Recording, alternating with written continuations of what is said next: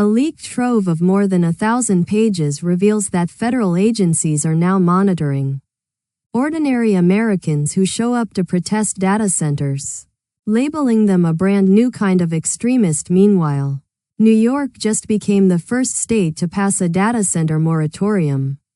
An Illinois village revolted against its third project, and a Georgia data center quietly drained 30 million gallons of water. Here's what's unfolding right now. It sounds like something out of a dystopian novel, but it's real, according to more than 1,000 pages of unpublished reports obtained by Wired.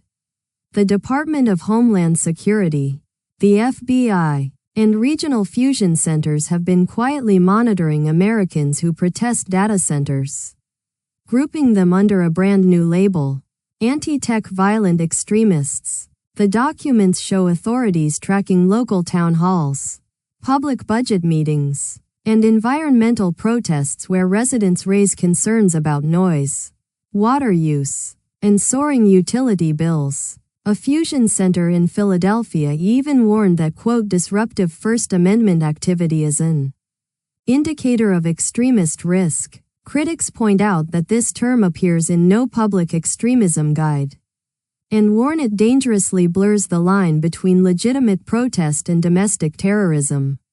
For thousands of Americans simply fighting projects in their own backyards, that's a chilling development. That grassroots opposition is now reshaping state law, and New York just made history. In the final hours of its 2026 legislative session, the New York State Legislature passed the Responsible Data Center Development Act, a first in the nation statewide moratorium on large data centers. The bill cleared the Senate 44-16 and the Assembly 102-39. It would impose a one-year pause on permits for any data center drawing 20 megawatts or more, while requiring environmental impact reports, new energy efficiency and labor standards, transparency rules, and protections for ratepayers. The bill now sits on Governor Kathy Hochul's desk. She hasn't taken a public position, saying only that she'll review it. If she signs, New York becomes the first state in America to freeze data center development statewide, a potential turning point for the entire industry. But you don't need a state legislature to stop a data center. Sometimes an angry room full of neighbors is enough. In Hoffman Estates, Illinois, the Village Plan Commission voted 4-2 to reject a rezoning request for a new data center, after a meeting that ran nearly 3 hours and spilled out into the hallway. Construction is already underway at 2 other data center sites in the village, and residents who packed the room were overwhelmingly opposed to a third. Their concerns echoed a pattern now playing out nationwide: noise, water use, strain on the electrical grid, and the fear that quiet suburban communities are being turned into industrial zones. It's a striking example of how local zoning boards, not Congress, not the courts, have quietly become the front line in America's data center fight.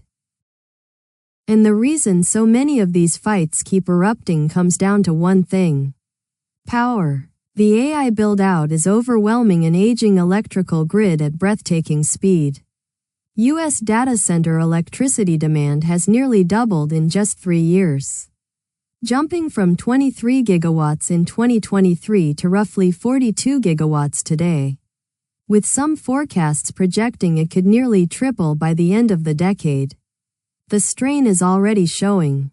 PJM Interconnection, the largest grid operator in the country, serving 65 million people across 13 states, projects it will fall a full 6 gigawatts short of its reliability requirements in 2027.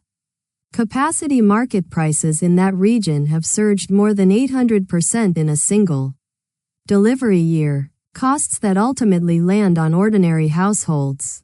With much of the grid built decades ago, experts are now openly warning of a looming crisis. The pressure on the grid is only half the story. Water tells the other half. And one Georgia case shows how quietly it can go wrong.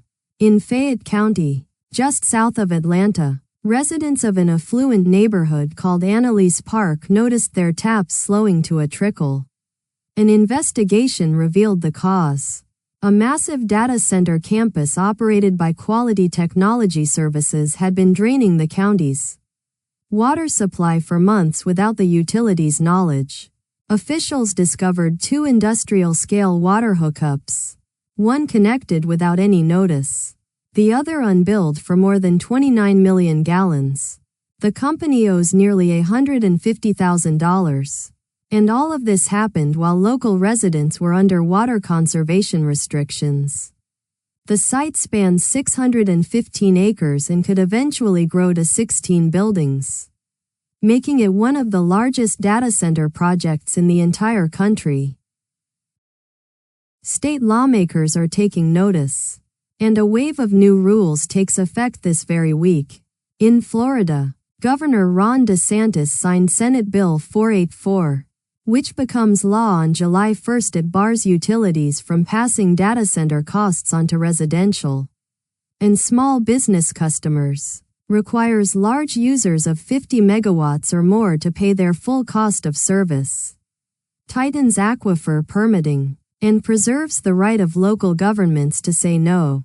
Florida isn't alone. Oklahoma enacted similar cost allocation rules for large users, and Washington tied big data centers to clean energy deadlines. At the same time, Arizona, Illinois, and Ohio are all pausing or freezing their data center tax incentives starting July 1st across more than 30 states. Over 300 data center bills have been filed this year, a decisive shift from luring the industry to regulating it and demanding it pay its own way.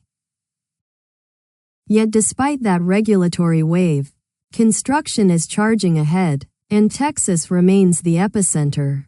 Developer Cloudburst, working with its partner Evolve, is building a 1.2 gigawatt flagship AI data center campus in the fast-growing corridor between Austin and San Antonio, straddling Guadalupe and Hays counties near San Marcos and New Braunfels. The company calls its facilities next-generation gigacenters, purpose-built for high-density AI workloads with advanced cooling and behind-the-meter power.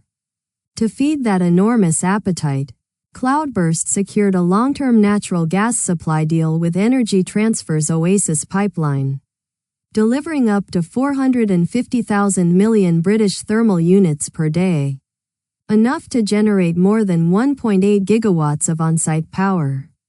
The first 50 megawatt phase is expected to go live in the fourth quarter of this year, in one of the hottest data center regions in the entire nation. And the financial commitment behind all this construction is staggering.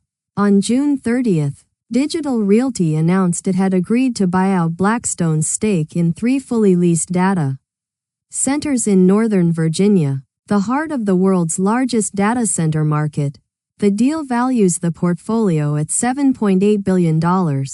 Digital Realty is paying roughly $3.5 billion for Blackstone's 64% equity interest, about $1.2 billion in cash and $2.3 billion in stock. The 3 buildings, 2 in Manassas and 1 on the Digital Dulles campus in Sterling, together hold 288 megawatts of capacity and are 100% leased to investment-grade hyperscale customers. It's a vivid snapshot of just how much capital is now chasing finished income-producing data centers, even as communities across the country push back against building new ones. Thanks for watching. If you found this useful, subscribe, leave a like, and drop a comment. It helps us cover more of these stories.